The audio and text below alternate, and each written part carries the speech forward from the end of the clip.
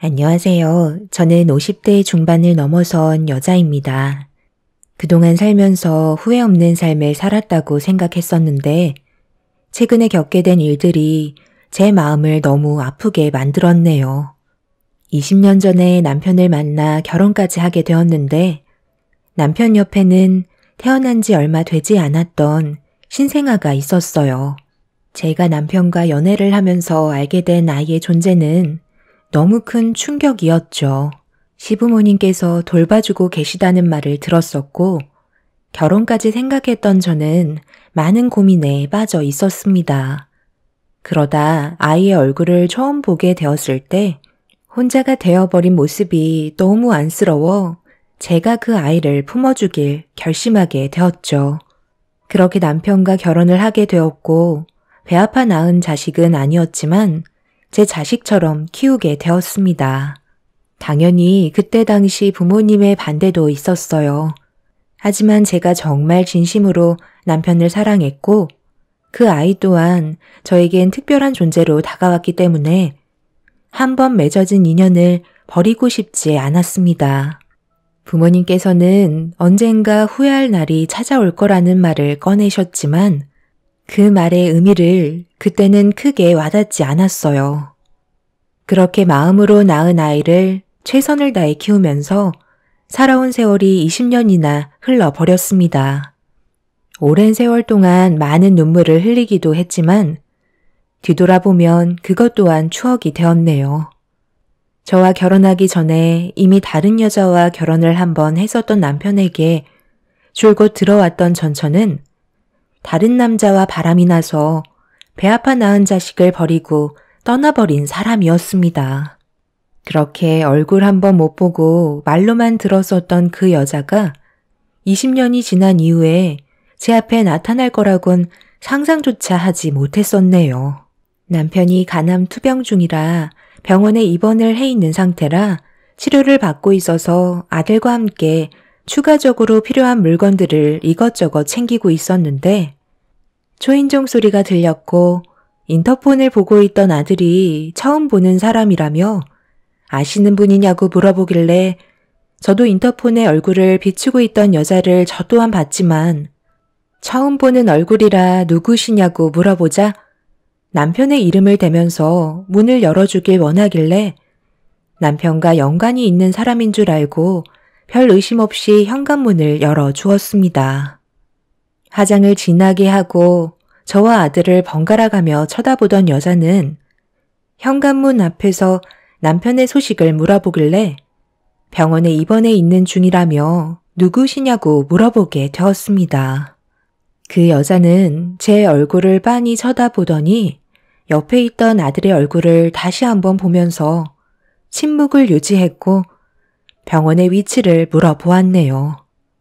자신이 어떤 사람인지 정확하게 설명을 하지 않아서 저는 기분이 별로 좋지 않아 본인이 어떤 사람인지부터 설명을 해줘야 할 것 같다고 얘기하자 저를 바라보고 있던 그 여자는 팔짱을 끼더니 남편의 전처라는 충격적인 말을 꺼내게 되었어요.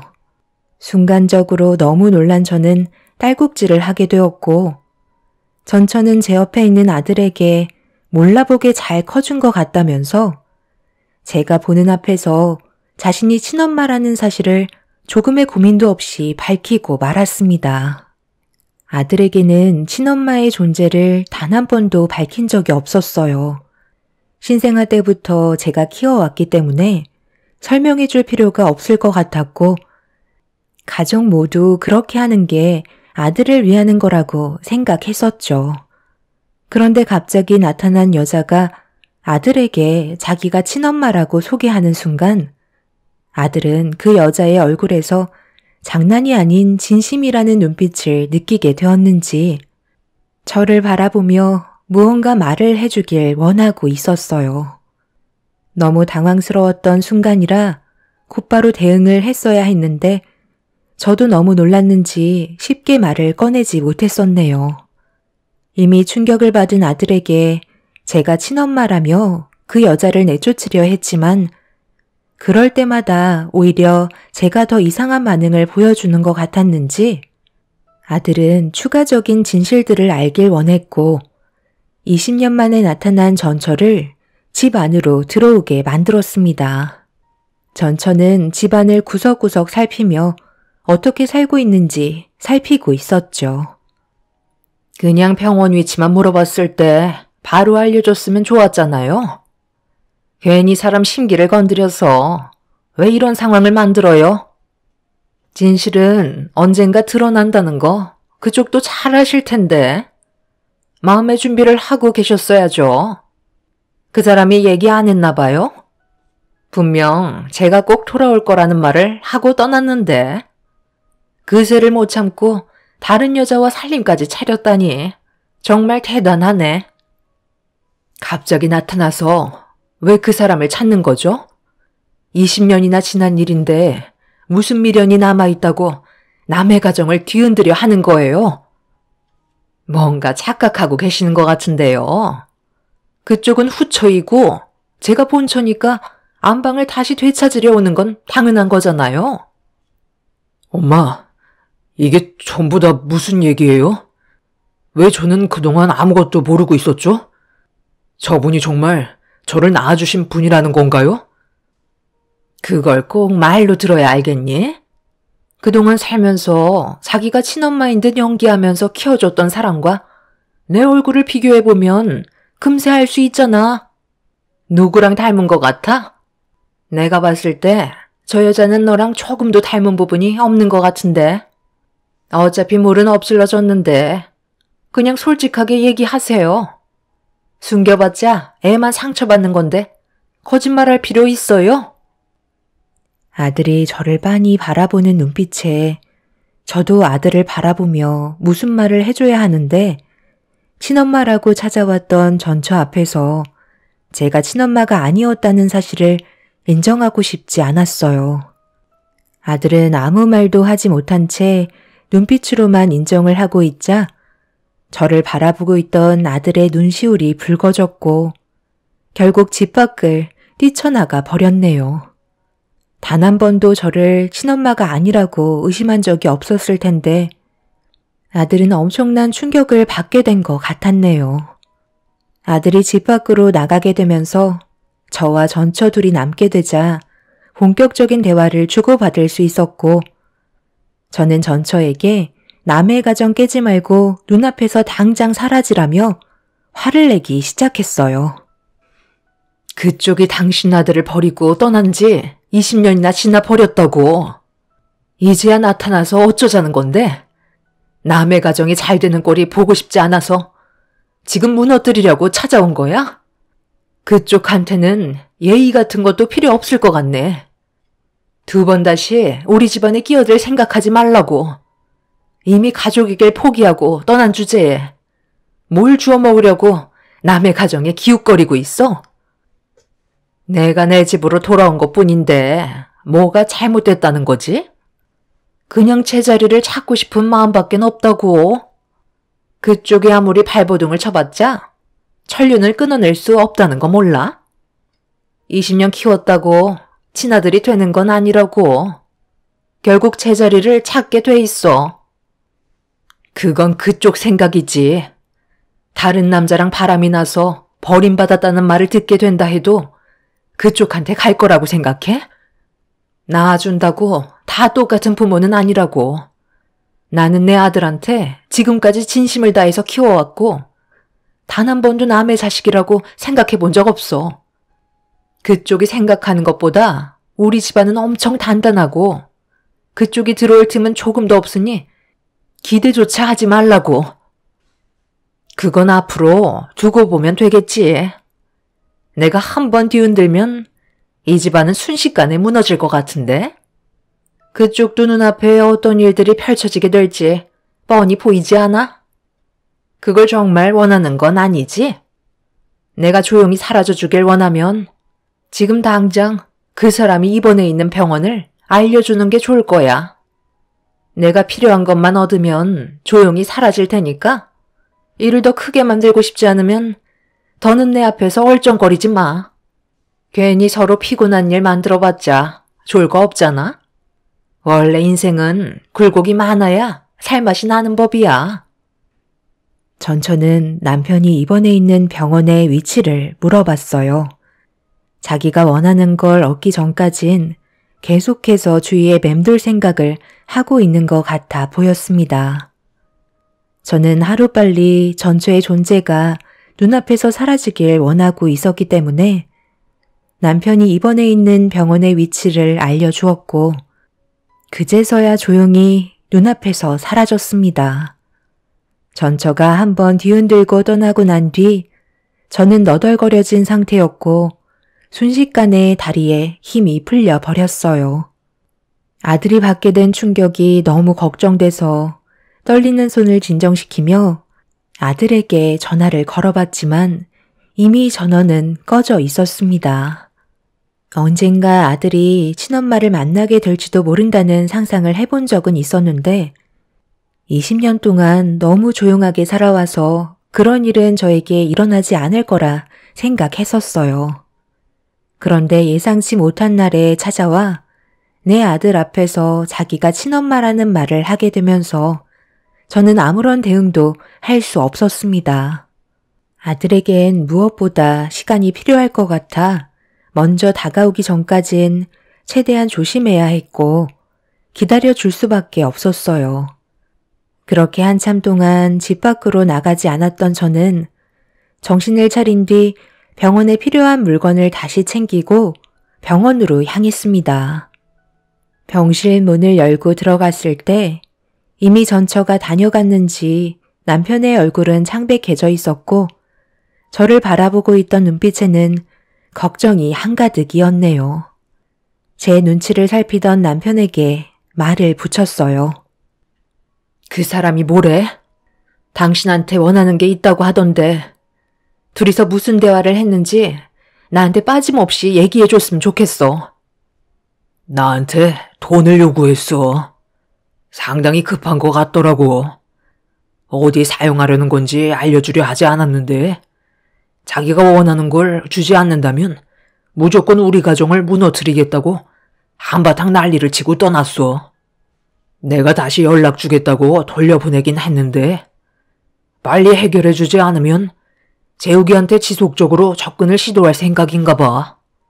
말끝마다 재욱이 얘기를 하는데 최후의 수단으로 친엄마인 자기가 데려가겠다는 말까지 하는데 나도 그 말을 듣고 혼란스럽더라고.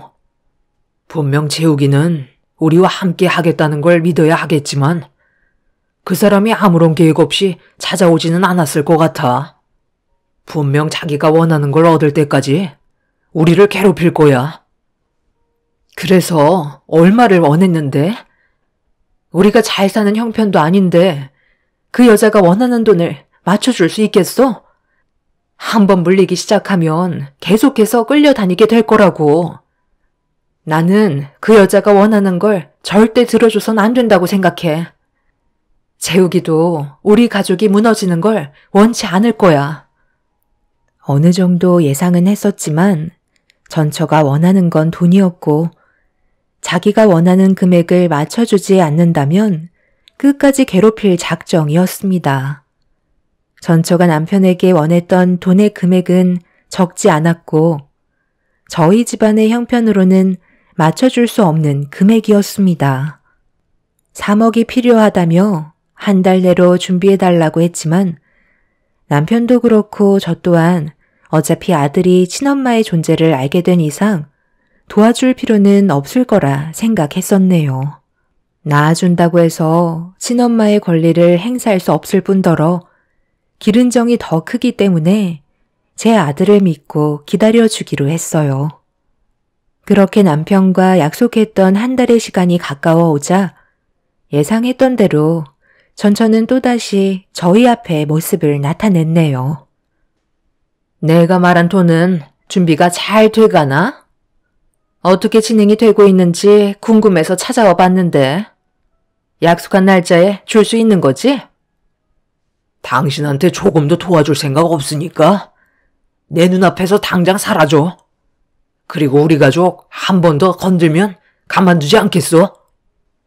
어느 정도 예상은 하고 있었지만 정말 생각이 없는 사람들이구만. 내가 정말 작정하고 덤비면 어떻게 되는지 보고 싶다는 거네. 얼마 전에 내 아들과 따로 만난 적이 있었거든. 그런데 꽤 마음이 흔들리는 모습을 보게 됐어.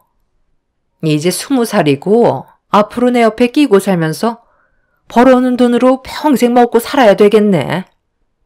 당신이 내가 원하는 조건을 들어주지 않는데 이왕 이렇게 된 거 뭐라도 가져가야 하지 않겠어? 어떤 생각을 가지고 있는지 충분히 알았으니까 더 이상 말리지 마. 나는 무조건 내 아들을 데려갈 거고 그쪽은 내 아들의 얼굴을 2번 다시 볼 수 없을 줄 알라고. 그렇게 한다면 내가 그쪽을 절대 가만두지 않을 거야. 내 아들 털끝 하나라도 건들기만 해봐. 평생 후회하게 만들어 줄 테니. 전처는 제 말을 들으려 하지 않았고 자기 할 말만 하고 병실을 빠져나갔습니다. 남편도 아들이 걱정이 됐는지 급하게 전화해보라고 얘기했지만 아들은 계속해서 핸드폰 전원을 꺼놓은 상태였어요. 생각할 시간이 많이 필요한 건지 연락 한 통 없는 아들의 걱정에 한숨을 내쉬고 있는데 갑자기 핸드폰으로 문자 한 통이 도착했어요. 확인을 해보니 아들이 집에 도착했는지 할 말이 있다며 집에서 보자는 내용이었습니다. 그래서 급하게 집으로 향했고 현관문을 열며 오래간만에 보는 아들의 이름을 부르며 들어간 순간 그 자리에서 경직되어 버렸어요. 아들 옆에 전처가 함께 앉아 있었습니다. 지금 뭐 하는 짓이야? 당장 내 아들 옆에서 안 떨어져? 어디서 지금 수작을 부리려 하고 있어? 재호가, 무슨 말을 들었는지 모르겠지만 일단 엄마랑 따로 얘기 좀 하자. 저 사람 말 조금도 들을 필요 없어. 전부 다 거짓이기 때문에 너한테는 아무런 도움이 되지 않아. 아빠가 병원에서 많이 걱정하고 계시거든? 서둘러 아빠 보러 가야지. 왜 저한테 숨기셨어요? 언제까지 숨기실 작정이셨나요? 제가 받을 상처는 생각 안 해보셨어요? 저는 지금 상당히 혼란스러워요. 그동안 살면서 엄마라고 믿으면서 살았던 분이 저를 배 아파 낳아주신 분이 아니었다는 게 엄청난 충격으로 다가왔더구요. 그런데 이제 와서 무엇을 바로잡으려 하시는 거죠? 저를 낳아주신 친엄마가 저와 함께 살길 원하세요. 저한테 눈물을 쏟아내시면서 진심으로 용서를 구하셨어요. 가족 모두가 지금까지 저를 속였다는 건 받아들이기 힘들 것 같네요. 앞으로 저는 친엄마와 함께 살아갈 테니 당신은 이제 저희 아빠 집에서 나가주세요. 아들, 그게 갑자기 무슨 말이니? 엄마가 있어야 할 자리는 여기고 그리고 네가 있어야 할 곳도 엄마 옆인 거야. 저 사람은 너를 이용해 먹으려 하는 거라니까? 내가 너한테 그동안 보여줬던 모든 게 진심인 걸 모르는 거 아니잖아. 글쎄요. 잘 모르겠어요. 시작부터 저에게는 거짓이었는데 모든 게 진심이었다는 건 말이 안 되죠. 저희 집에서 그만 나가주세요. 내 아들이 당장 나가라고 하잖아. 이래서 천류는 끊어내지 못한다는 거야. 아무리 당신이 길러줬다 해도 낳아주지 않았기 때문에 서로가 느끼는 감정은 다를 수밖에 없다고. 당장 짐 싸서 나가고 2번 다시 내 아들 옆에 나타나지 마. 내가 평생 후회하게 만들어줄 거라고 얘기했지? 그러니까 원하는 걸 들어줬어야지. 그쪽이 아무리 잔머리 굴려봤자 내가 머리 꼭대기에 앉아있다고. 아들은 짐가방 하나를 저에게 툭 던지면서 서둘러 짐 싸서 나가라며 화를 내고 있었습니다. 이미 아들은 이성을 잃어버린 상태였고 저에게 많은 실망을 했는지 20년 동안 몰랐다가 알게 된 진실에 괴로워하고 있었어요. 제가 바로 잡으려고 더 버텨봤자 오히려 역효과만 불러일으킬 것 같아 아무것도 하지 못한 채 간단하게 짐을 싸서 집을 나올 수밖에 없었죠. 저 또한 난리를 치고 싶었지만 아들과의 인연이 여기에서 끝나지 않을 거라는 걸 믿고 있었기 때문에 잠시 후퇴하는 걸 선택했고 저도 앞으로 어떻게 해야 할지 계획을 세워야만 했어요. 그렇게 집에서 나와 다시 병실 문을 열고 들어오니 남편이 어두워진 제 얼굴을 보며 어떻게 됐는지 물어보길래 전처가 아들과 함께 있다는 말을 전해주었고 남편은 전처 때문에 많은 스트레스를 받았는지 괴로워하고 있었습니다. 그날 이후 전처와 아들은 저희 앞에 나타나지 않았습니다.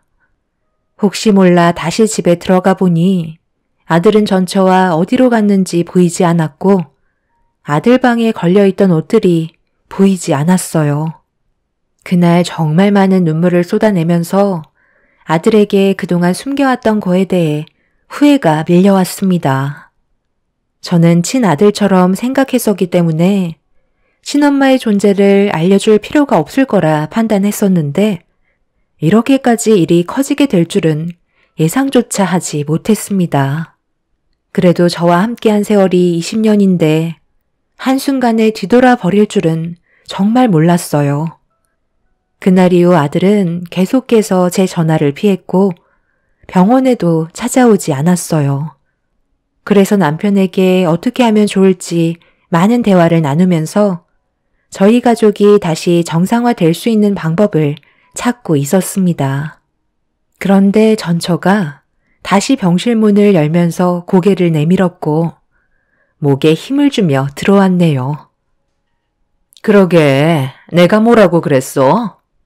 원하는 대로 해주지 않으면 소중한 걸 뺏어간다고 했잖아? 재욱이는 지금 우리 집에서 생활하고 있어. 앞으로 평생 동안 내가 꾸린 가족을 위해서 헌신하며 살겠지. 결혼도 절대 안 시킬 거고 돈만 벌게 만들 거야. 낳아주긴 했지만 그동안 키우지 않아서 그런지 정을 붙일 수가 없더라고. 그래도 어쩌겠어. 내가 원하는 돈을 만들어주는데 최대한 살살 달래서 내 팔 밑에 둬야지.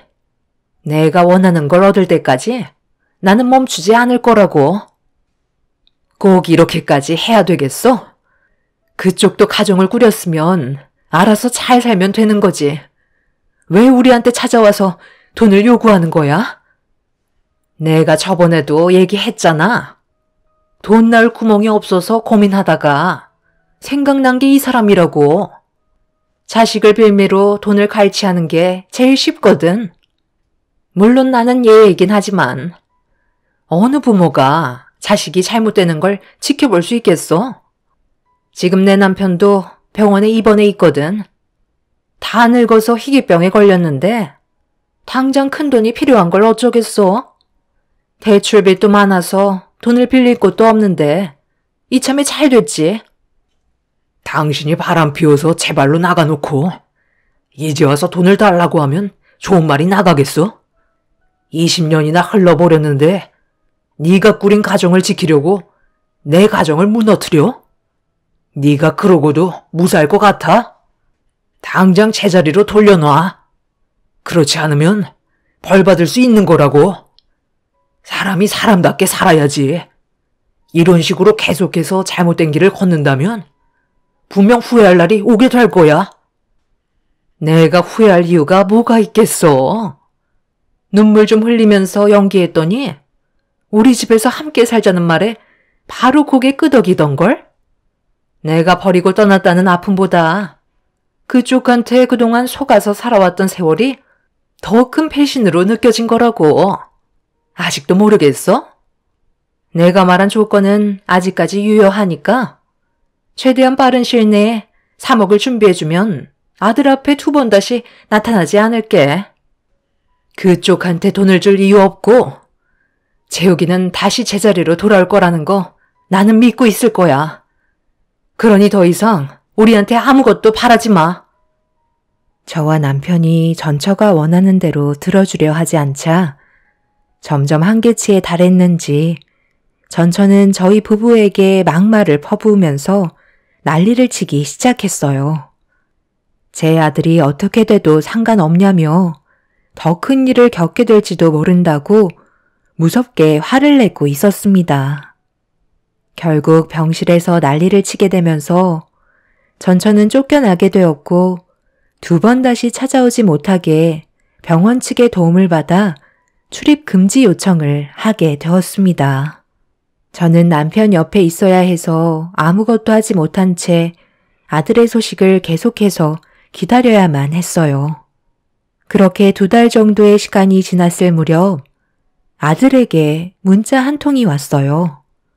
처음 보는 주소가 적힌 문자 한 통이었고 그쪽으로 와달라는 말에 저는 이유도 모른 채 무작정 문자에 적힌 주소로 향하게 되었네요.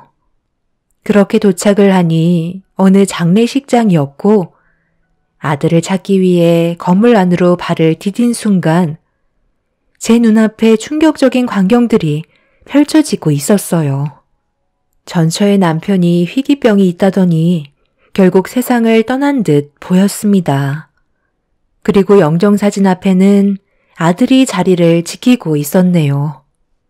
저는 고개를 떨구고 있는 아들에게 가까이 다가가려 하는데 전처에게도 또 다른 친아들이 있었는지 눈물을 흘리며 영정사진을 바라보는 모습을 볼 수 있었어요.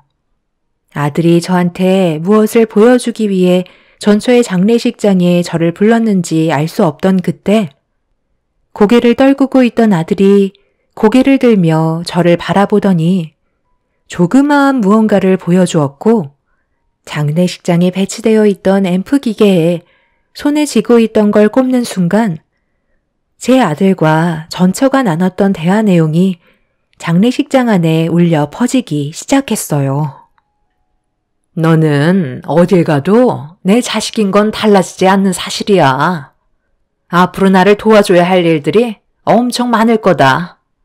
아까 병원에서 봤던 그 사람은 곧 세상을 떠날 거거든. 그래서 그 사람 앞으로 들어져 있는 생명보험만 해도 상당하다고.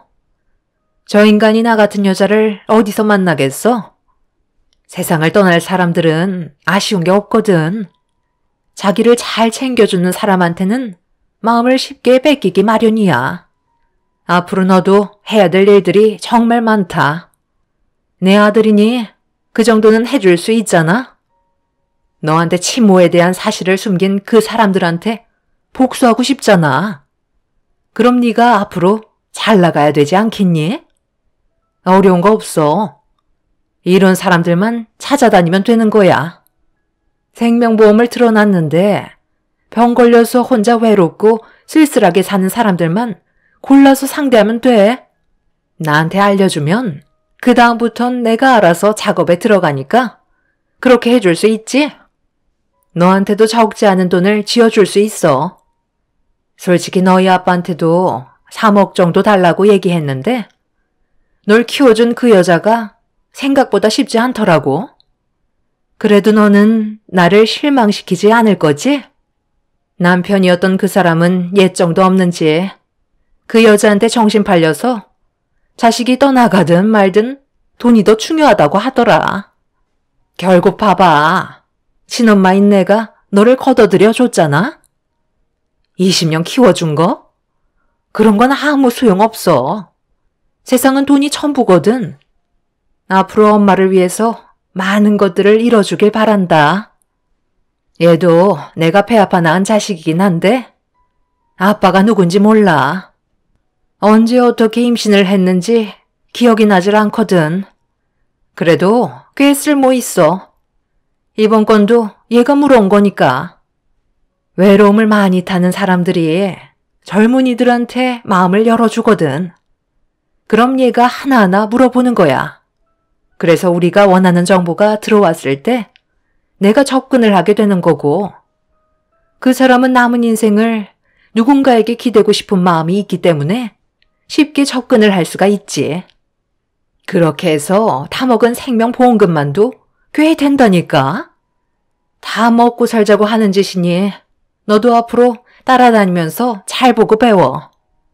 너는 20살이니 보험 직원으로 가장해서 은근슬쩍 생명보험 얘기를 꺼내면 되겠네. 너는 사기를 치는 게 아니니까 걱정하지 마. 우리는 그 사람들한테 남은 인생 행복을 주고 그에 따른 보수를 받는 것뿐이라고. 일단 보험에 대해 대충 알아놔야 하니까 이것부터 읽어봐. 장례식장에 울려 퍼진 전처가 아들에게 하는 말은 정말 충격적이었어요. 배 아파 낳은 자식에게 사기를 치라고 가르치고 있는 목소리가 온몸에 소름을 돋게 만들었습니다. 영정사진 앞에서 오열하는 척 연기를 하던 전처는 자기 목소리가 울려 퍼지자 당황스러웠는지 제 아들한테 급하게 다가가선 당장 소리 줄이라고 화를 내기 시작했지만 아들은 멈추지 않고 많은 사람들이 들을 수 있도록 계속해서 틀어놓고 있었습니다. 전처는 더 이상 참을 수가 없었는지 제 아들의 뺨에 손을 올려 붙였고 저는 그 모습을 보고 이성을 잃어버려 전처의 뺨에 손을 사정없이 올려 붙였습니다. 제가 나타날 거라고 예상하지 못했는지 전처는 저를 보며 당황스러워했고 전처의 실체를 알게 된 사람들이 주의를 에워싸며 전처에게 발길질을 하기 시작했어요. 장례식장은 순식간에 아수라장이 되었고 끝내 경찰이 오게 되면서 두 모자의 인생은 곤두박질치게 되었습니다.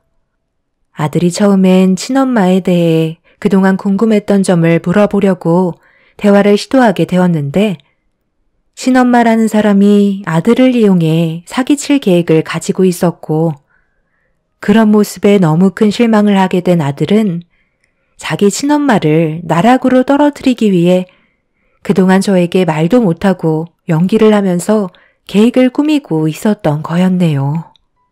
이런 모든 사실을 알게 되자 아들에게 너무 큰 짐을 안겨준 것 같아 안아주며 오열을 하고 말았습니다. 아들은 저에게 상처 주는 말을 해서 미안하다며 낳아준다고 다 부모가 되는 건 아닌 것 같다며 완전히 마음을 접을 수 있었다고 제 얼굴에 흐르고 있는 눈물을 닦아 주었네요. 그렇게 전처는 의도적으로 보험금을 타기 위해 사기 계획을 세웠던 범행들이 전부 밝혀지게 되면서 법적 처벌을 면하지 못했습니다. 전처는 나중에 다시 한번 얼굴을 보게 된다면 그땐 저희 집안을 무조건 무너뜨리겠다는 말을 했지만 저에겐 든든한 아들이 있기 때문에 두려운 건 하나도 없네요.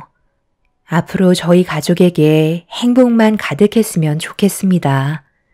저희 남편도 항암 치료를 받으면서 최근에 간을 이식받을 수 있다는 희망적인 말을 의사에게 들을 수 있었습니다. 하루빨리 기증받아서 저희 가족이 행복하게 잘 살았으면 좋겠네요. 제 사연을 들어주신 분들 이번 명절 잘 보내시고 가족들과 행복한 시간 보내시길 바랍니다. 감사합니다. 안녕하세요. 저는 2살 된 아들 하나 키우고 있는 30대 중반 여자입니다.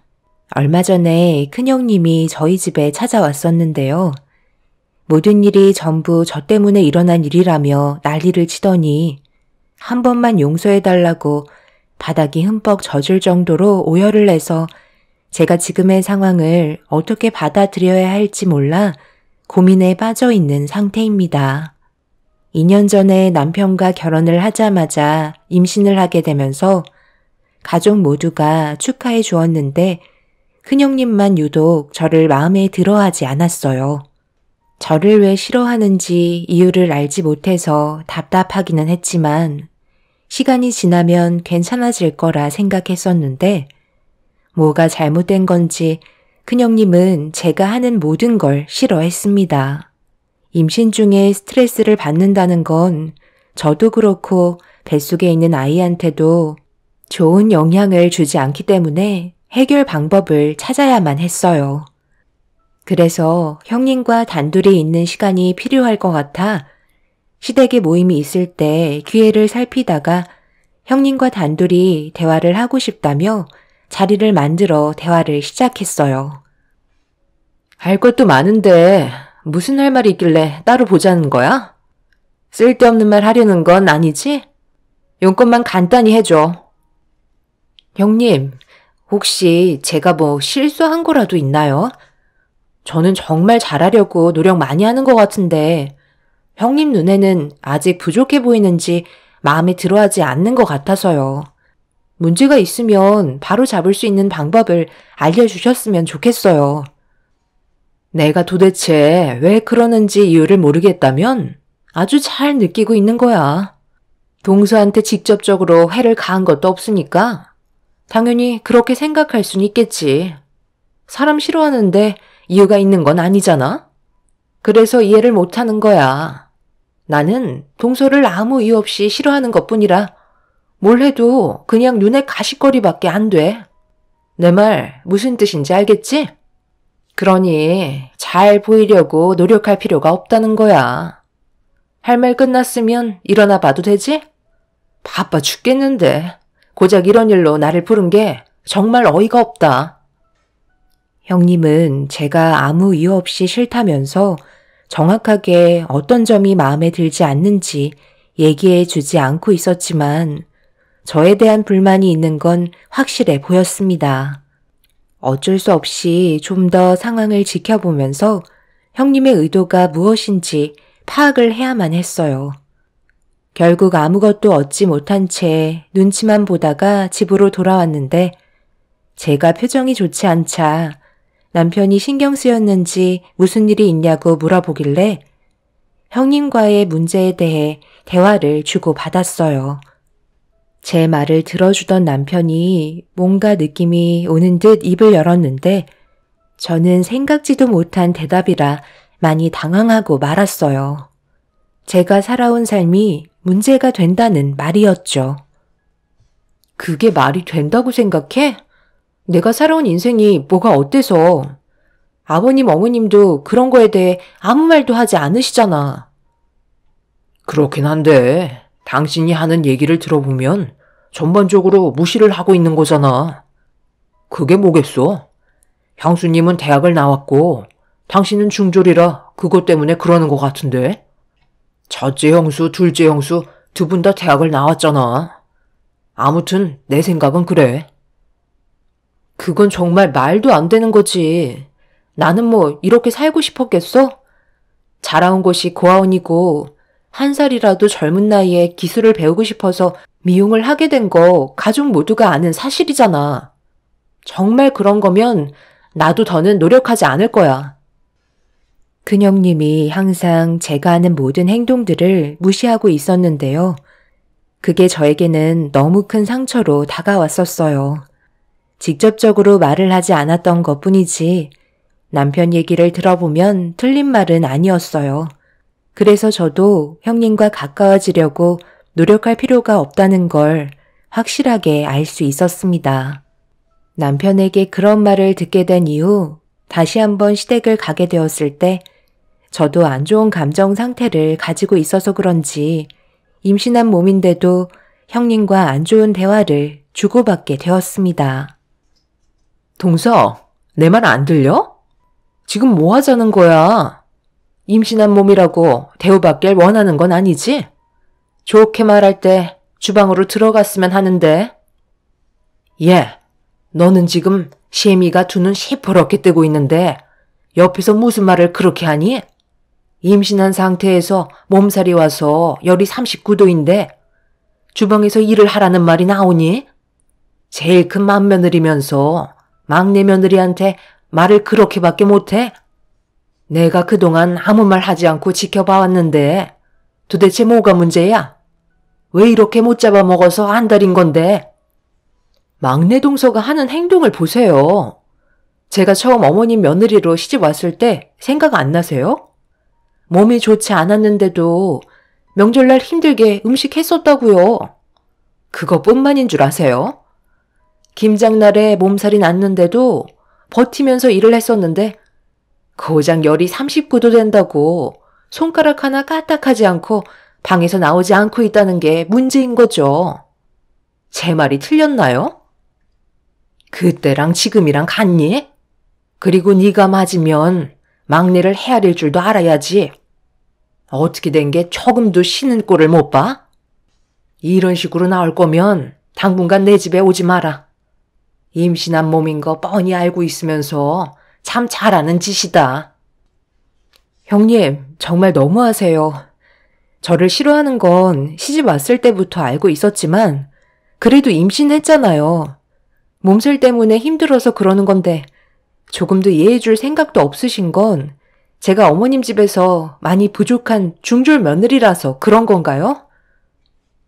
형님은 속마음을 들킨 것 마냥 더 이상 아무 말도 하지 않고 문을 박차며 밖으로 나갔습니다.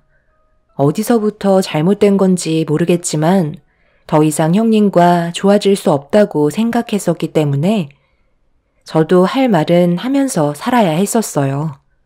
다행히 시모가 저를 걱정해주고 제 편이 되어주셔서 형님이 더 이상 아무 말도 하지 않았지만 만약 시모가 옆에 없었다면 분명 머리채를 잡혔을 상황이었죠. 안 좋은 분위기는 계속해서 지속이 되었고 출산을 해서까지 형님의 괴롭힘은 저를 너무 힘들게 했어요. 저도 사람인지라 참는 데는 한계가 있었고 결국 가지고 있던 불만들을 전부 다 쏟아내고 말았네요. 저도 더 이상은 참지 못하겠어요. 산후조리실까지 찾아오셔서 지금 뭐 하시는 거예요? 제가 알아서 태어날 건데 그런 것까지 일일이 형님의 허락을 받을 필요는 없는 거잖아요. 별로 대화하고 싶지 않으니까 그만 나가주시죠. 어차피 제가 뭐라든 형님은 저를 싫어하실 게 뻔한데 노력하는 모습 보여드릴 필요 없잖아요. 저도 그냥 막 나가려고요. 너 제정신이니? 내가 시키면 군말하지 않고 움직이면 되는 거지. 어디서 형님한테 또박또박 말대꾸를 하는 거야? 어차피 어머님이 시댁에서 아이 돌봐주겠다고 하셨잖아. 그럼 몸 하나 간수하는 거 어렵지도 않고 조만간 김장철이니까 그동안 놀고 먹었으면 이제 힘 좀 써야 하지 않겠어? 그리고 중졸밖에 안 나온 모유 먹여서 애까지 머리 나쁘게 만들지 말고 요즘 분유 잘 나오니까 차라리 이걸 먹여. 엄마 닮아서 똑같이 따라하면 어쩌려고 그래? 뱃속에 나온 애가 무슨 잘못이니? 전부 다 자기 엄마 잘못 만난 탓이지. 내가 특별히 신경 써서 사온 거니까 아끼지 말고 싹싹 긁어서 먹여라. 알겠지? 저는 워낙 모유가 잘 나와서 분유 같은 건 필요가 없을 것 같아요. 그리고 제가 중졸이라고 머리가 안 좋은 게 아니에요. 형님보다 훨씬 더 좋은 것 같은데요. 지금 하시는 행동을 보면 초등학생보다 수준이 뒤떨어지는 것 같아서요. 그리고 형님은 딸만 둘이지만 저는 어머님이 그토록 원하시는 아들을 낳아드렸잖아요. 작은 형님도 딸 하나 낳아서 키우고 있는데 제가 어머님 집안에 장손을 낳아줬다는 것부터가 기적 아닌가요? 형님이 이루지 못한 걸 제가 풀어드렸으니 당연히 그런 점들에 질투가 나셨겠죠.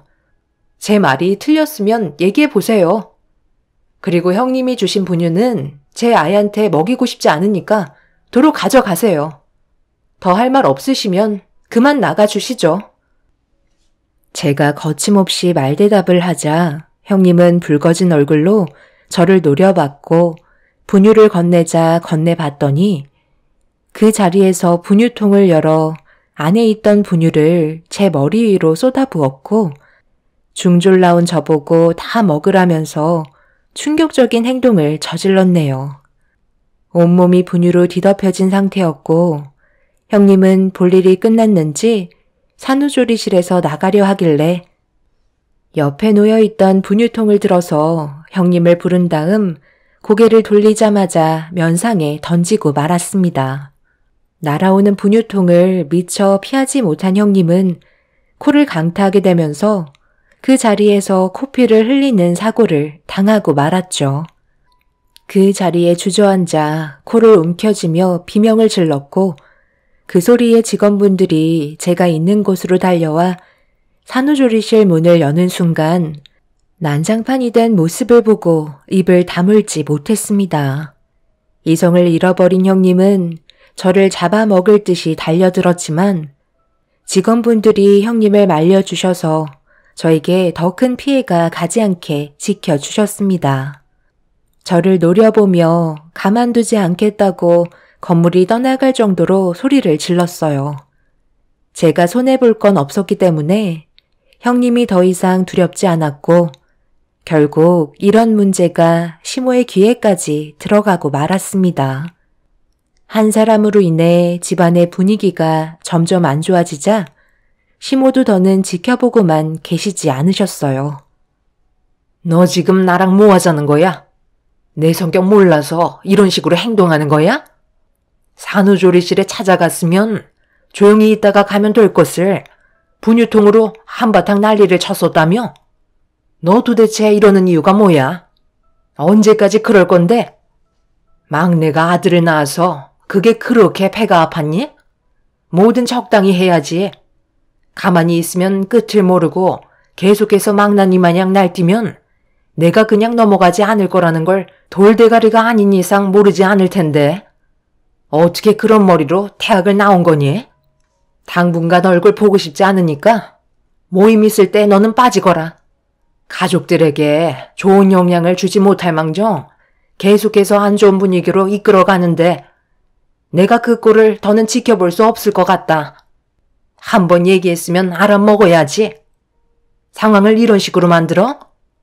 내 말이 무슨 뜻인지 이해는 했지? 내 허락이 떨어지기 전까지 절대 눈에 띄지 마라.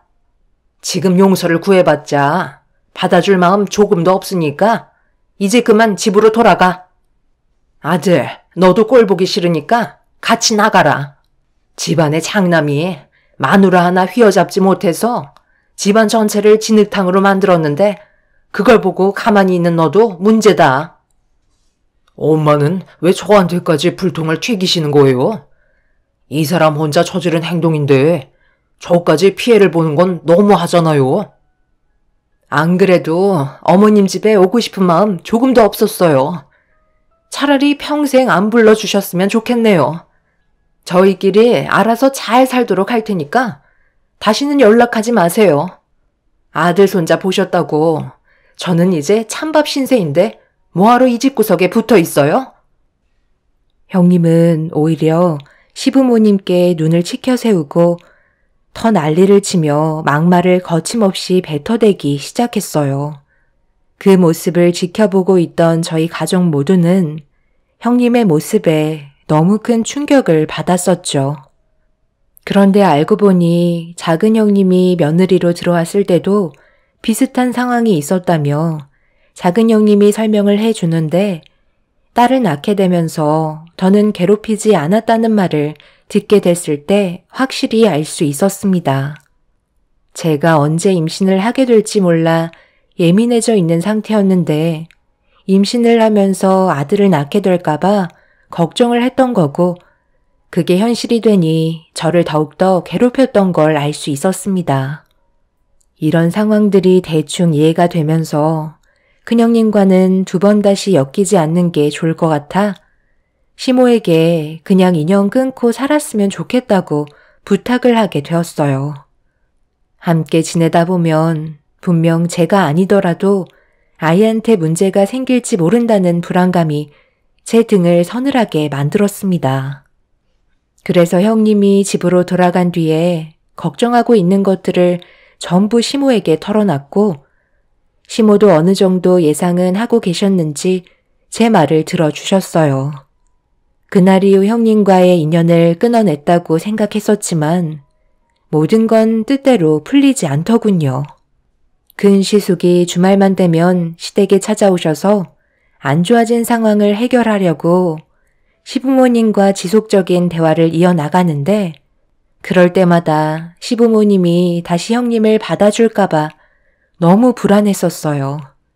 그렇게 시댁에서 시부모님의 도움을 받으면서 지내던 어느 날 시모의 심부름으로 마을회관에 잠시 다녀왔었는데 시댁 앞에 언제 오셨는지 큰 시숙차가 주차되어 있길래 한숨을 쉬면서 들어가려 하는데 큰 시숙이 집에 들어가지 않고 마당에서 누군가와 통화를 하고 있더라고요.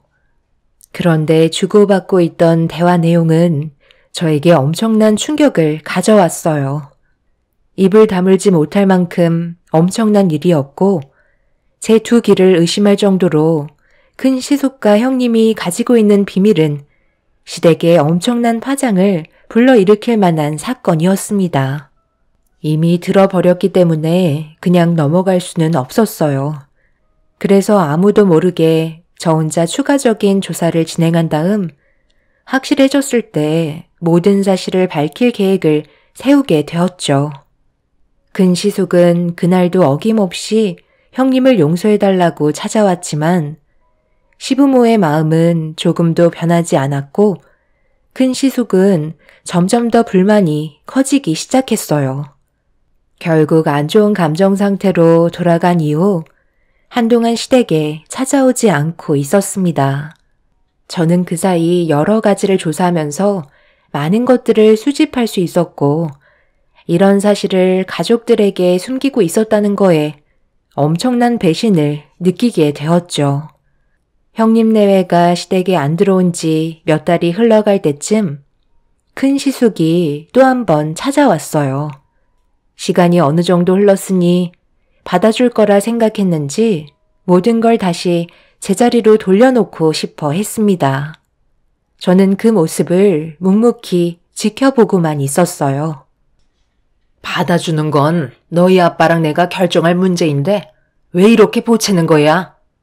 정작 본인이 정말 잘못했다고 느끼고 있으면 한 번이라도 찾아왔었겠지. 네가 이런다고 좋아질 거 하나 없다는 거 모르니? 너도 잘한 거 없으니까 이제 그만 찾아와라. 정말 이러실 거예요? 언제까지 수아 엄마 안 받아줄 건데요? 그냥 좋게 해결하면 좋잖아요. 이런 식으로 관계 유지하는 건 맞는 거예요? 이게 다 재수 씨 때문에 벌어진 일이잖아요. 고아의 중졸이 저희 집안과 맞는다고 생각해요. 저도 처음에 인사 왔을 때부터 마음에 안 들었었다고요. 왜 저희만 찬밥 신세여야 하는 건데요? 아주버님, 말이 좀 심하신 것 같아요. 고아의 중졸이 어때서요? 그게 이 집 며느리로 살아가는데 문제가 되는 건 아닌데 왜 계속 그걸 강조하시는 거죠? 미운 털 박힌 건 형님인데 제 잘못이라고 얘기하시는 건 문제가 있는 거 아닌가요? 형, 이제 그만 좀 하면 안 돼? 가족 모두가 형수한테 잘못이 있다고 하는데 계속 일을 크게 만들어야 되겠냐고. 형이 정말 형수님을 생각한다면 이런 식으로 나오는 게 오히려 역효과만 불러일으키는 거야. 우리는 형수 얼굴 보기도 싫다고. 어머님, 저 왔어요. 도저히 억울해서 더 이상 이렇게 살고 싶지가 않아요. 제가 그동안 어머님한테 얼마나 잘했는지 모르시는 거 아니시면서 어떻게 이런 식으로 차별을 주실 수가 있으세요? 막내 며느리가 들어왔다고 해서 애지중지 하시더니 아들 손자까지 안겨드렸다고 저는 아예 찬밥 신세잖아요. 그러니 화가 안 나겠어요? 여태까지 몸이 부서져라 이런 것도 저예요. 매년 집안 행사 있으면 두 팔 걷고 움직였는데 좋은 말 한 번 해주신 적 없으시잖아요. 그래서 무슨 말이 듣고 싶은 거야? 칭찬을 듣고 싶은 거니? 아니면 용서를 받아달라는 거니? 그러는 너는 나한테 할 말이 그것뿐이야? 다른 할 말은 없는 거니? 어떻게 된 게 너희들만 생각하고 내 입장은 단 한 번도 생각해주지 않는 거지? 내가 지금까지 살아오면서 너희들이 좋다면 뭐든지 다 해줬고 결혼까지 허락해줬으면 감사하게 생각해야지. 계속해서 일을 이런 식으로 만들어? 너희가 애들보다 한두 살 더 먹었으면 좀 더 이해하고 배려할 줄도 알아야지. 마지막으로 기회를 줄 테니까 할 말 있으면 해봐라. 내가 이 정도까지 얘기했으면 알아먹어야지. 나한테 숨김없이 모든 걸 털어놓는 게 좋을 거다. 그렇지 않으면 두 번 다시 용서하지 않을 거고 뒤따라오는 일들은 너희들이 전부 다 짊어져야 할 거야. 무슨 말인지 알았으면 기회를 줄 때 사실대로 얘기해라. 너희들이 지금 생각하고 있는 그걸 말하라는 거야. 무슨 말씀을 하시는지 저는 전혀 모르겠는데요. 어머님, 혹시 치매 오셨어요? 도대체 저희한테 뭘 원하시는 거예요? 그동안 나를 속이고 살아서 기분이 좋았니?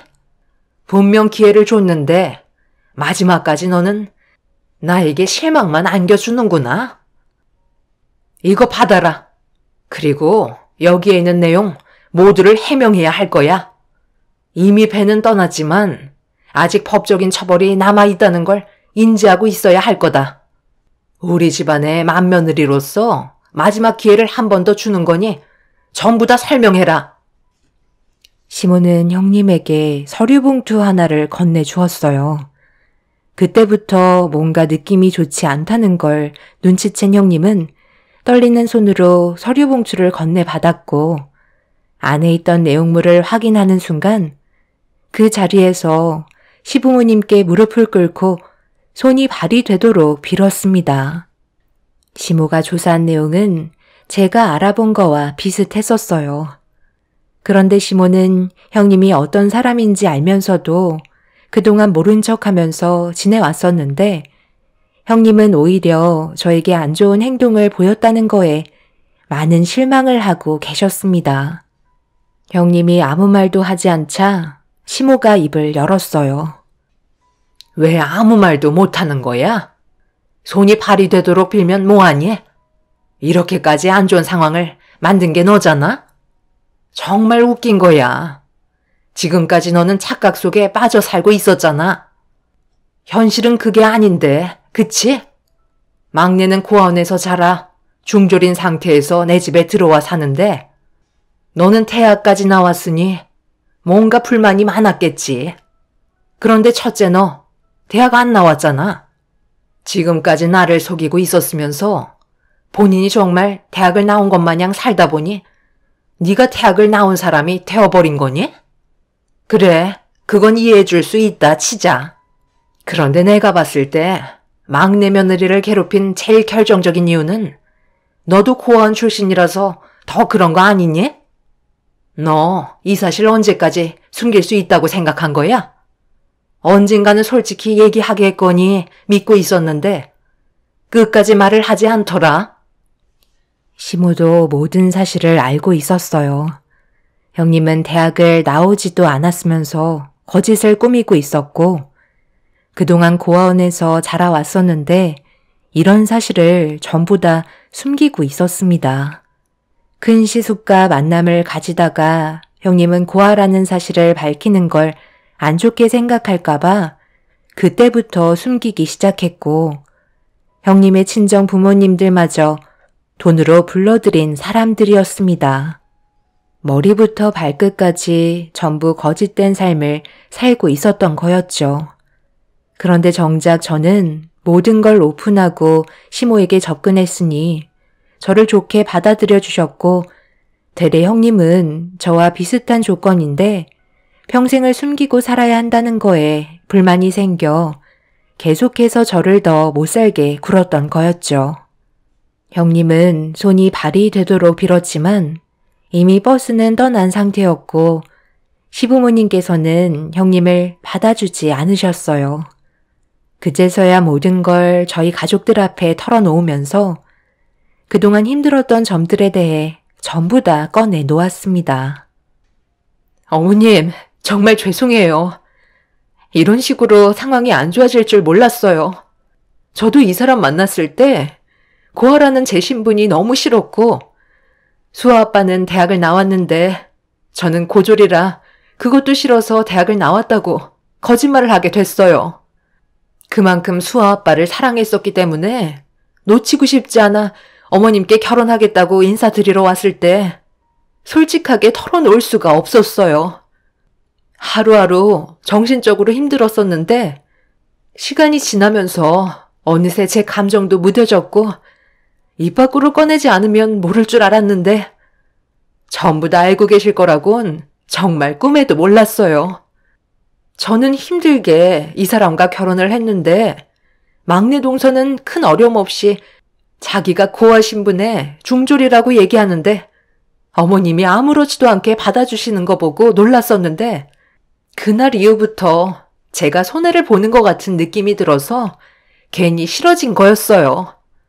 거기에다가 아들 손자까지 낳았으니 제 속은 말이 아니었다고요. 그래서 상황을 이런 식으로 만들어? 내가 아무 말 하지 않고 묵묵히 있었던 이유가 네가 불쌍해서 그랬던 거야. 지인 결혼식을 갔다가 사돈분들을 만나서 인사를 하려는데 전광판에 사돈분들이 모르는 사람의 부모로 되어 있는 걸 본 적이 있었다. 그래서 그 사람들을 데려다가 물어보니 결혼식 대행이라는 걸로 나를 속여서 결혼을 했다는 걸 알게 됐는데 처음에는 너무 화가 치밀어 올랐지만 고아로 자라온 네가 내 아들과 행복하게 살고 싶다는데 그걸 내친다는 건 내가 너무 매정한 것 같아 모든 사실을 알면서도 가슴속에 묻어둔 거였다. 그런데 너는 정작 감사한 줄 모르고 이런 식으로 행동해? 어머님, 정말 죄송해요. 오늘 이 시간 이후로 2번 다시 이런 일 없도록 할게요. 마지막으로 한 번만 봐주시면 안 될까요? 그렇게 할 수 없을 것 같구나. 우리 가족이 받았던 상처와 배신이 너무나도 컸기 때문에 그냥 넘어가지 않을 거다. 시모는 화가 머리끝까지 올라오셨어요. 형님은 한 가지를 속인 게 아닌 많은 것들을 속여서 큰 시숙과 결혼을 했었지만 제일 큰 문제는 저와의 관계였어요. 그동안 봐왔던 행실을 보면 또다시 언젠가 일이 터지게 될 거라는 걸 시모도 직감하고 계신 것 같았습니다. 큰 시숙도 형님이 거짓으로 속여왔다는 걸 결혼하고 한참 뒤에야 알게 됐는데 그걸 문제 삼지 않았던 이유는 그만큼 형님을 사랑해서 그랬던 거라며 같이 떠나겠다고 형님을 일으켜 세웠어요.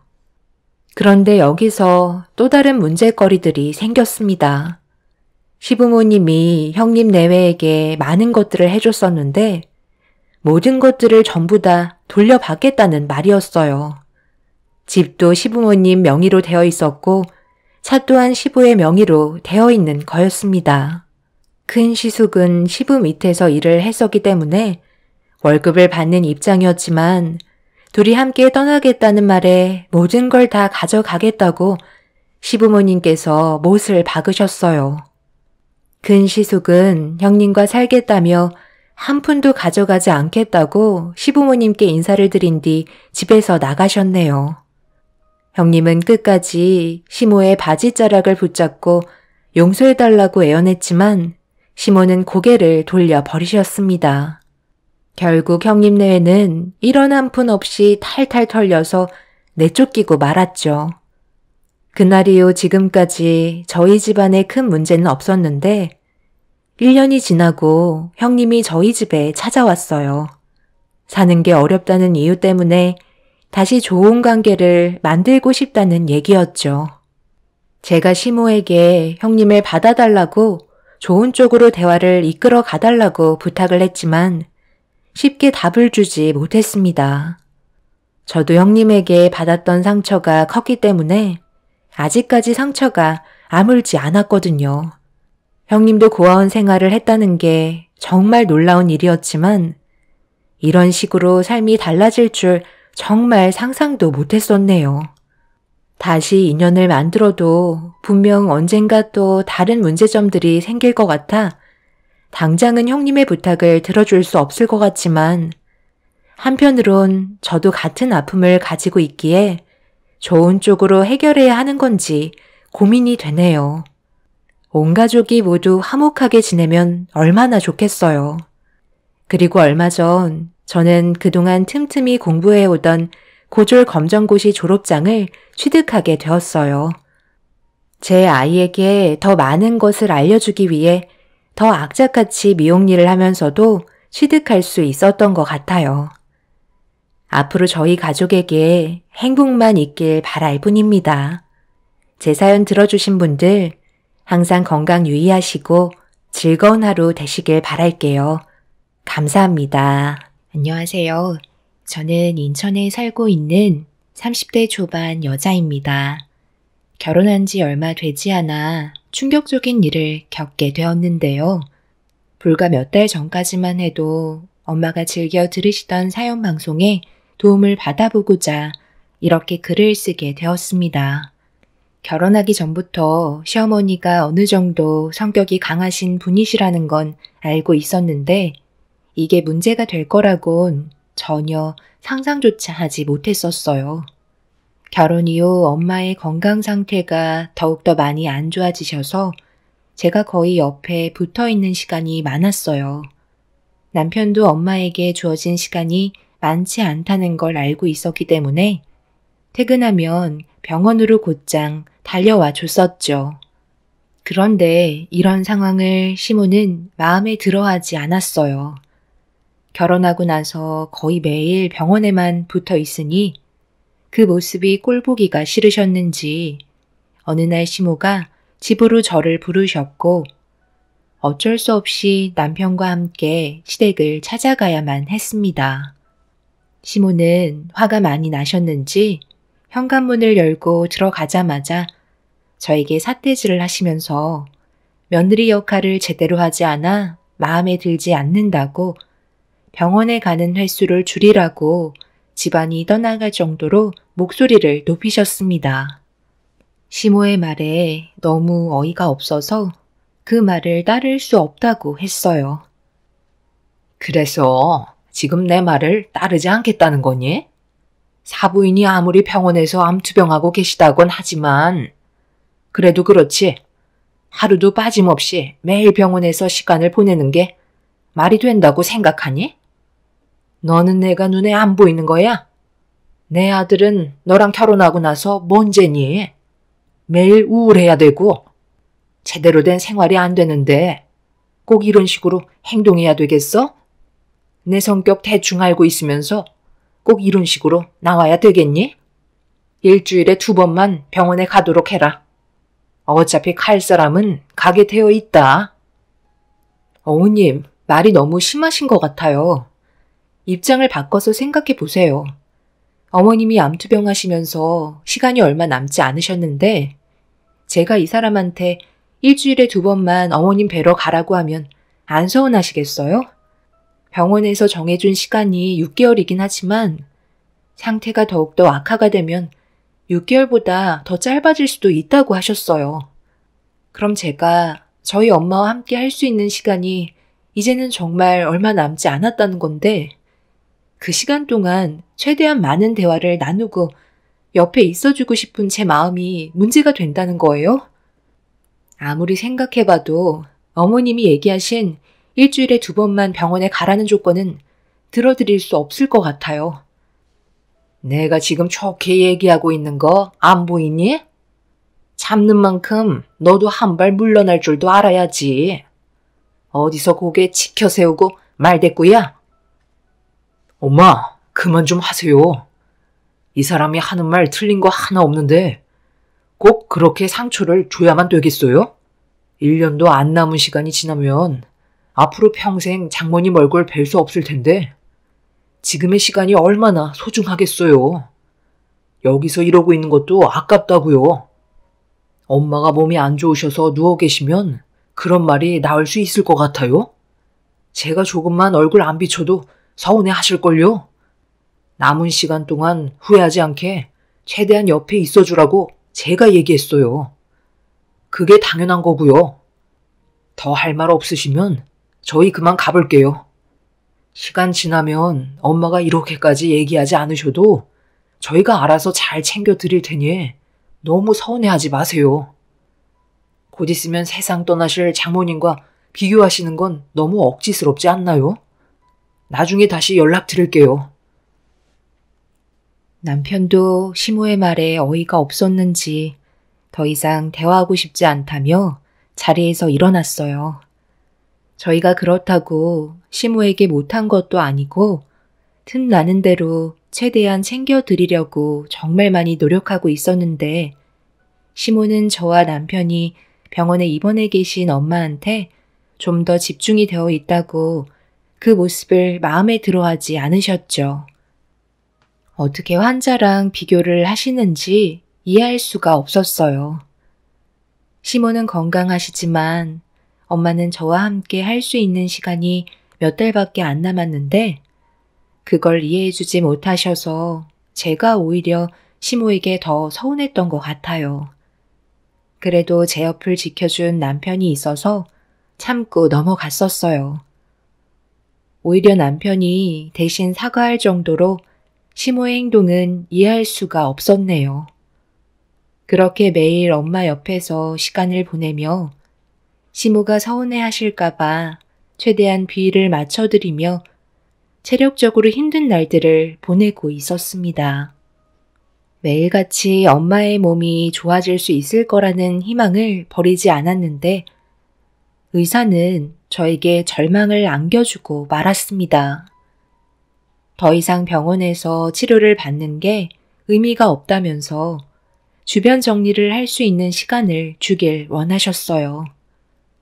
그 말을 듣는 순간 가슴이 철렁 내려앉아 버렸고 병실에 들어가 엄마 얼굴을 보게 되면 쉬지 않고 눈물을 쏟아내게 될까봐 화장실에서 한참 동안 오열을 하고 말았습니다.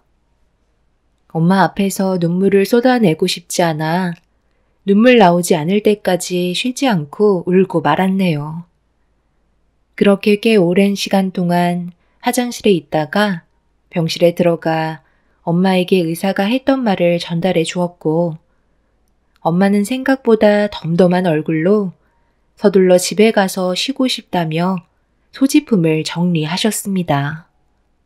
남편의 도움을 받아 그동안 병원에서 생활했던 짐들을 전부 차에 옮겨 실은 뒤 친정으로 돌아와 정신없이 집안 청소와 함께 물건들을 정리하고 있는데 시모에게 전화가 왔어요. 그날 시모가 저녁 한 끼 하자고 약속을 잡으셨는데 엄마의 퇴원 수속 때문에 까맣게 잊고 있었고 시모는 식당에서 남편과 저를 기다리고 있었습니다. 워낙 정신이 없어서 깜빡하는 바람에 시모에게 상황을 설명한 뒤 엄마한테 상황을 설명드리고 서둘러 식당으로 향하려는데 시모는 화가 많이 나셨는지 오지 말라는 한마디 하시고 전화를 끊으셨어요. 남편과 제가 시모에게 몇 번이나 전화를 걸어봤지만 시모는 받지 않으셔서 상황이 안 좋아질까봐 서둘러 식당으로 갔는데 시모는 이미 자리에 안 계셨죠. 결국 시댁에 들어가니 시모가 붉어진 얼굴로 고개를 돌리고 계셨습니다. 어머님, 죄송해요. 아까도 말씀드렸지만 오늘 엄마가 병원에서 퇴원을 하셨거든요. 그래서 정신없이 움직이다 보니 깜빡하고 말았어요. 지금이라도 저희 나가서 외식해요. 기분 많이 상하셨어요? 다음부터는 이런 일 없도록 할게요. 내가 아무리 생각해봐도 이건 정말 아닌 것 같거든? 시애미를 어떻게 생각했으면 나를 이렇게까지 무시하는 거야? 정신없어서 까맣게 잊고 있었다는 말이 지금 내 앞에서 나오니? 안 되겠다. 내일부터 내 집에서 생활하도록 해라. 출가외인이라는 말도 있잖아. 사부인이 퇴원수속 밟으셨으면 알아서 잘 지내시겠지. 얼마 남지 않은 시간 푹 쉬다 가시라고 해라. 앞으로 친정에 발길도 들이지 마라. 너 표정이 왜 그러니? 내 말을 지금 무시하겠다는 거야? 분명 나는 얘기했다. 앞으로 내 집에서 생활하고 친정에는 발도 들이지 말거라. 지금 당장 머리채 잡고 싶은 거 꼭 참고 있는 거야.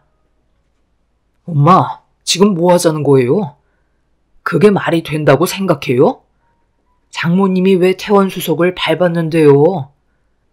더 이상 항암 치료 받아봤자 의미가 없다고 그래서 집에서 쉬는 게 좋을 것 같다고 퇴원하신 거예요. 다른 때보다 지금부터가 장모님은 이 사람 손이 절실히 필요한 상태라고요. 제발 억지 좀 그만 부리세요. 보통 다른 사람들은 이런 상황들을 충분히 이해해 주시는데 엄마는 왜 이렇게 꽉 막히셨는지 모르겠네요. 이러다 저희가 엄마 얼굴 안 보겠다고 하면 기분 좋으세요? 저희 먼저 일어나 볼게요. 어차피 떠날 사람인데 아직까지 살 날 많은 나한테 뭐라고 하는 게 맞는 거니? 내가 오죽하면 이렇게까지 나오겠어? 함께 모여서 뭘 해도 너희들은 항상 사부인 생각밖에 안 하잖아. 나는 아주 찬밥 신세고. 아들, 네가 제일 나쁜 놈이야. 너희 아빠가 예전에 사고로 세상을 떠나고 나 혼자 외롭게 살아온 거 뻔히 알면서 이런 식으로 행동해? 내가 널 어떻게 키웠는데? 시모와 좋게 해결하려고 했지만 애초부터 저희 엄마를 마음에 들어하지 않았던 시모가 화를 내자 더 이상 참기 힘들었는지 결국 남편의 목소리가 높아지고 말았습니다. 그렇게 되니 시모는 저를 향한 분노가 머리끝까지 올라왔는지 막 나가기로 결정하신 듯 갑자기 어디론가 가시려고 짐을 챙기기 시작하셨어요. 예상하지 못한 돌발 행동은 시모가 친정집에 찾아가 엄마와 대화를 좀 해봐야겠다며 더 큰 일을 저지르려 하길래 남편이 막아서며 화를 냈지만 시모는 더 이상 아무 말도 들으려 하지 않았습니다. 결국 끝까지 말렸지만 시모는 저희 엄마의 얼굴을 보고 말았네요. 침대에서 힘겹게 일어나신 엄마는 최대한 밝은 얼굴로 시모를 맞아 주셨어요. 그렇게 모두가 한자리에 모이게 된 상태에서 심각한 대화가 시작되고 말았습니다. 사돈, 제가 여기까지 직접 찾아와야 되겠어요? 몸이 아무리 안 좋다고 해도 그렇지 이건 아니지 않나요? 언제까지 배려를 해드려야 되는 건데요. 그래도 가시는 시간 얼마 남지 않았다고 해서 최대한 참고 넘어가려 했는데 애들을 얼마나 힘들게 부려먹었으면 나와 있던 약속을 까맣게 잊을 수가 있는 거죠? 병원에서 더 이상 치료가 힘들다고 했다면서요. 그럼 이제 그만 애들 좀 놔주시고 마음의 준비를 하시는 게 좋지 않겠어요? 사돈이 이런 식으로 행동하시고 세상 떠나시면 제가 며느리를 좋게 대할 수 있을 것 같아요. 앞으로 저희 집에서 살기로 했으니 사돈도 이제 제 아들과 며느리 보고 그만 오라고 했으면 좋겠네요. 언제까지 질질 끌며 명줄을 잡고 있을 건데요. 얼마 남지 않았다면서 생각보다 꽤 오랜 시간 버티고 계시잖아요. 저도 애들 앞에서 얼굴 붉히고 싶지 않으니까 이 자리에서 딱 얘기해 주세요. 정말 죄송합니다. 제가 몸이 성치 않아서 저 때문에 가정의 불화를 만들었네요. 제 딸이 많이 부족하지만 그래도 잘 좀 부탁드리겠습니다. 윤지 아빠가 곁을 일찍 떠나는 바람에 그동안 정말 외롭게 자라왔었어요. 그래서 더욱더 그런 것 같네요. 그렇게 따지면 저도 종국이 아빠가 일찍 떠나서 빈자리까지 채워주느라 얼마나 힘들게 살아왔었는데요. 그리고 그만큼 저도 제 아들한테 의지했던 부분들이 많은데 사돈 건강이 안 좋다는 말에 저에 대한 관심은 조금도 주지 않고 전부 다 사돈을 향해 쏟고 있으니 제가 속이 안 터지겠어요? 이렇게 살라고 그동안 힘들게 키운 것도 아닌데 언제 떠날지 모를 사돈 수발 들면서 곁에 머물러 있는 건 엄마인 제가 더는 두 눈 뜨고 볼 수 없을 것 같네요. 제가 이런 말 해서 기분 좋진 않겠지만 저도 사돈 때문에 마음의 상처 정말 많이 받았었어요. 여기까지만 하는 걸로 합시다. 앞으로 며느리는 저희 집에서 생활하는 걸로 할게요. 아들과 단둘이 살다가 빈 공간이 생기니 제 마음이 너무 공허하네요. 제 말 무슨 뜻인지 아시겠죠? 엄마 정말 이렇게까지 하셔야겠어요? 왜 끝을 안 좋게 만드시는 건데요? 그동안 살면서 오늘이 엄마한테 제일 큰 실망을 했어요. 남편은 생각 없이 막말을 뱉어대는 시모에게 실망을 많이 했는지 감정 조절을 하지 못하고 자리를 박차고 일어나 시모에게 화를 내고 말았습니다. 엄마도 상처를 많이 받으셨는지 고개만 떨군 채 힘겹게 버티고 계셨어요. 남편은 저희 엄마를 부축해드리면서 더 이상 시모의 말을 들을 필요도 없다며 침대에 눕혀 드렸습니다. 급격하게 스트레스를 받으셨는지 고통스러워 하시길래 서둘러 약을 드린 뒤 방문을 닫은 다음 이성을 잃어버린 저는 시모에게 당장 나가라고 소리를 질렀습니다. 남편은 시모를 일으켜 세운 뒤 강제로 밖으로 내쫓았어요. 집 밖에서도 저와 엄마한테 한참 동안 막말을 퍼부으신 뒤 집으로 돌아가셨고 겨우 상황을 정리할 수 있었죠. 시모가 다녀간 그날 이후 엄마의 건강 상태는 급격하게 안 좋아지셨고 결국 제 옆에서 오랜 시간 함께하지 못한 채 세상을 떠나시고 마셨습니다. 엄마의 마지막 순간을 보면서 그동안 못해드렸던 생각만 떠올라 하염없이 눈물을 흘리며 과거에 엄마한테 상처 줬던 행동들이 저를 너무 괴롭게 만들었어요. 옆에 있었을 때는 몰랐는데 제 곁을 떠나게 되시니 좋은 기억보다 제가 엄마한테 못난 행동만 보였던 모습만 떠올랐습니다.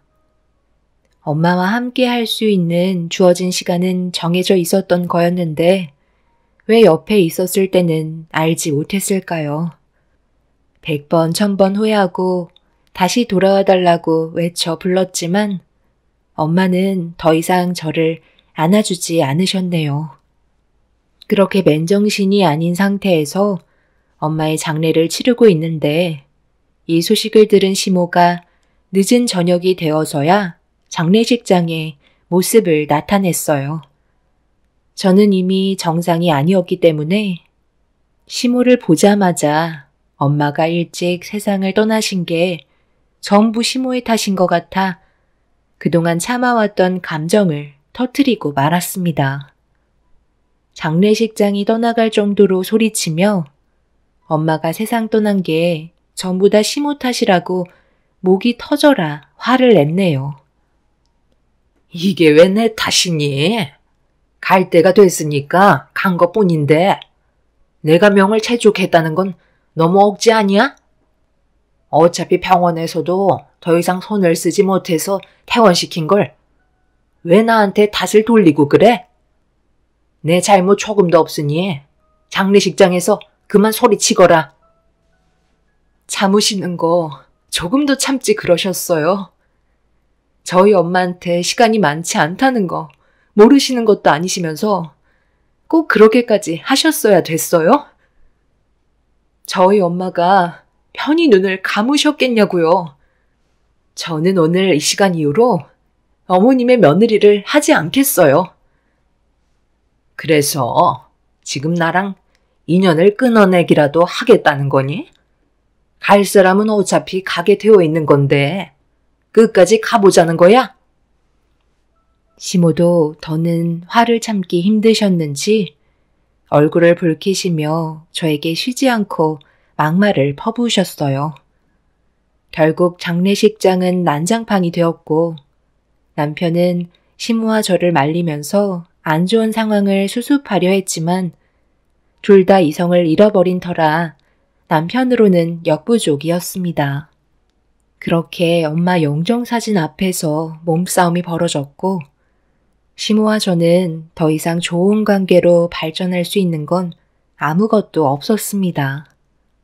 서로에게 상처를 주기 위해 막말을 주고받던 도중 시모는 저희 엄마가 세상 떠난 목숨값인 부의금으로 시댁 집안을 리모델링 해야겠다면서 갑자기 부의금함에 있던 돈 봉투를 전부 다 꺼내어 시모의 가방 안에 집어넣기 시작했어요. 엄마, 지금 뭐 하시는 거예요? 한두 살 드신 것도 아니면서 왜 애들처럼 행동하세요? 가방 이리 돌려주세요. 너 보고 온 사람들도 있는데 내가 왜 이 돈을 돌려줘야 하는 건데? 우리 집 하도 오래돼서 언제 한번 리모델링 하려 했었는데 이번 기회에 이 돈으로 싹 다 고쳐야 되겠다. 시애미가 부의금 알아서 쓰겠다는데 지금 나한테 대들려는 거니? 그럼 지금 어머니 모습이 정상적인 사람이 보이는 행동이라고 생각하세요? 마지막으로 기회를 드릴 테니 그만하시고 내려놓으세요. 그리고 조용히 돌아가시면 더 이상 아무 일도 만들지 않을게요. 하지만 더 나가신다면 저도 이제는 참지 못할 것 같아요. 끝까지 갈 테니까 그때 가서 후회하지 마시고 그만 부의금 내려놓으세요. 예, 너 정말 웃긴다. 그렇게 나온다고 내가 꼬리 내릴 줄 아니? 여기 있는 부의금 전부 다 털어서 오래된 집 좀 리모델링 하겠다는데 며느리가 그 정도는 해줄 수 있잖아? 어차피 너희 사부인 목숨값인데 좋은 데 쓰는 게 좋지 않겠어? 이렇게까진 안 하려 했는데 어머님은 끝까지 저를 실망시키시네요. 오늘 이 시간 이후 이 사람은 어머님과 인연 끊게 될 거예요. 저는 휴게실에서 5단으로 된 문서함을 시모 앞에 쏟아내었고 바닥으로 수많은 서류가 펼쳐지자 떨어진 서류를 남편이 확인한 순간 온몸을 부들부들 떨기 시작했어요. 시모는 경악을 하며 그 자리에서 벗어나기 위해 도망치려 하자 남편이 뒤쫓아가서 들고 있던 서류를 보여주면서 어떻게 된 거냐고 소리치자 시모는 남편 앞에 무릎을 꿇고 눈물을 흘리면서 용서를 구했어요. 하지만 그냥 넘어가기에는 너무 큰 사건이라 시모를 용서할 수는 없었습니다. 시모는 엄마의 몸이 좋지 않다는 걸 알게 된 이후부터 남편과 저 몰래 엄마에게 따로 접근하고 있었어요. 그리고 강제적으로 계속해서 엄마한테 생명보험에 가입하라며 시모가 알고 있는 보험사가 불법적으로 가입을 해줄 수 있다고 끊임없이 설득을 하고 있었습니다. 그런데 엄마가 시모의 조건을 계속해서 거절하자 화가 나셨는지 이해할 수 없는 행동들을 보이셨고 저희는 시모가 저희 엄마한테 왜 그렇게 못되게 행동하셨는지 알지 못해 속만 끓고 있던 거였어요. 시모는 자식들을 위해서라도 보험 가입을 해야 된다면서 엄마를 시도 때도 없이 괴롭히자 서둘러 입원을 하셨고 제가 옆을 지키고 있게 되자 쉽게 접근하지 못한 시모는 속만 끓고 있게 된 거였네요. 바닥에 떨어져 있던 수많은 보험 서류들과 그리고 그 사이에 녹음기 하나도 그때의 상황을 생생하게 알려주는 충격적인 대화 내용이 담겨 있었습니다. 시모는 엄마에게 온갖 막말을 퍼부으셨었죠. 그래서 지금 보험 가입을 안 하겠다는 거예요? 그래도 어느 정도는 머리가 있을 줄 알았는데 완전 앞뒤가 꽉 막힌 사람이네. 내가 알고 있는 보험사 직원이 생명보험 지급받을 수 있게 조작해서 가입시켜줄 수 있다고 하는데 그걸 왜 마다하시는 거예요? 제가 눈을 감고 생명보험금이 들어온다 한들 나중에는 모든 게 밝혀질 텐데 그렇게 되면 제 딸과 사위가 곤란해질 거 아니에요. 그리고 제 입장이 뭐가 되겠어요? 세상 떠나서까지 욕보이고 싶지 않네요. 생명보험금 없어도 지금 애들 잘 지내고 있습니다. 그래서 끝까지 보험 가입을 하지 않겠다? 그럼 내가 앞으로 며느리한테 어떻게 할 것 같아요?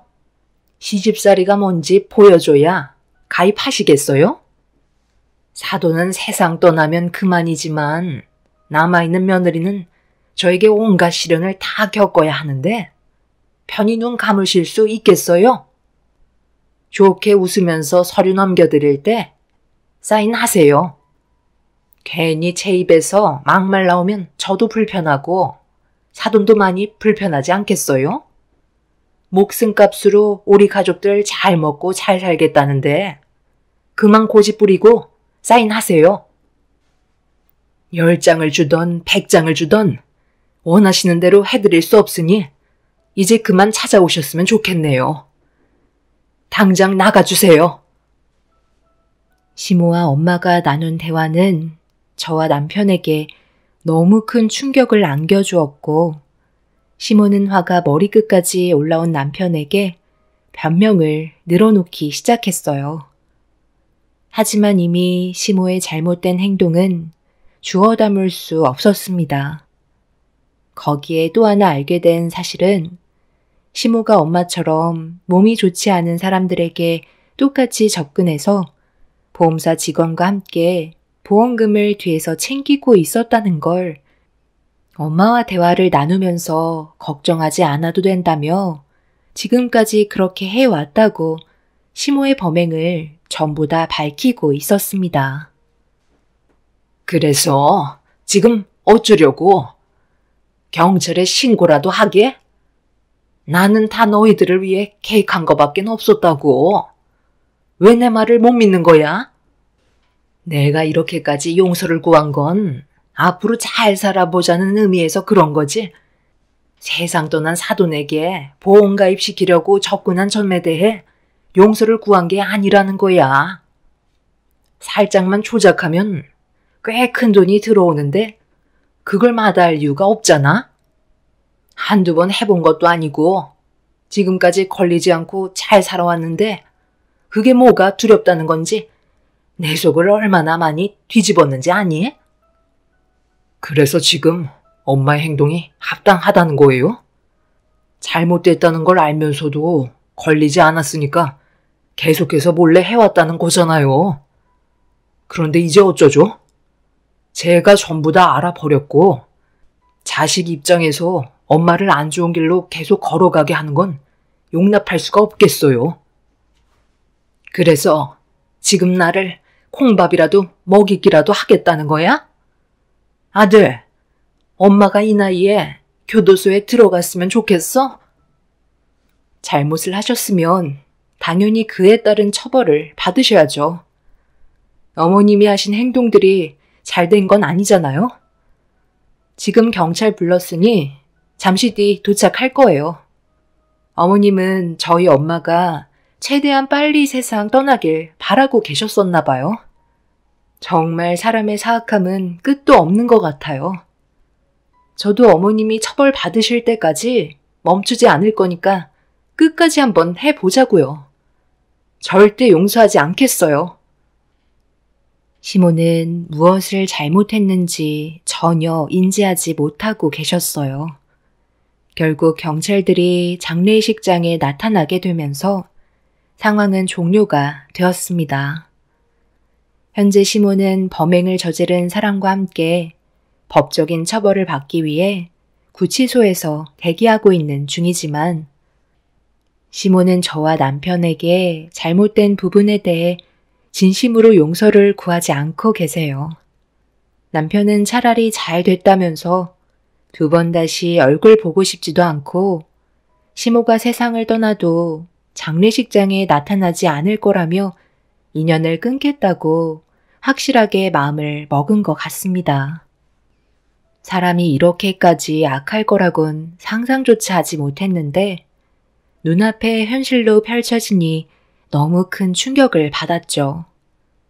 엄마가 시모 때문에 그동안 얼마나 마음고생이 심하셨으면 마지막 가시는 길에 녹음 기록과 증거 서류들을 남기고 가셨을지 생각하면 최대한 무거운 처벌을 받았으면 좋겠어요. 앞으로 남편과 함께 살아가는 동안 시모가 법적인 처벌을 받고 다시 사회로 복귀한다 해도 절대 얼굴 뵐 일은 없을 것 같네요. 평생 혼자 사시다 보면 언젠가 뼈저리게 느끼게 되는 일이 분명 찾아오겠죠. 앞으로 평생 땅을 치며 살아가셨으면 좋겠어요. 제 사연을 들어주신 여러분들, 오늘 하루 힘내시고 언제나 좋은 일들만 가득하시길 바랍니다. 감사합니다.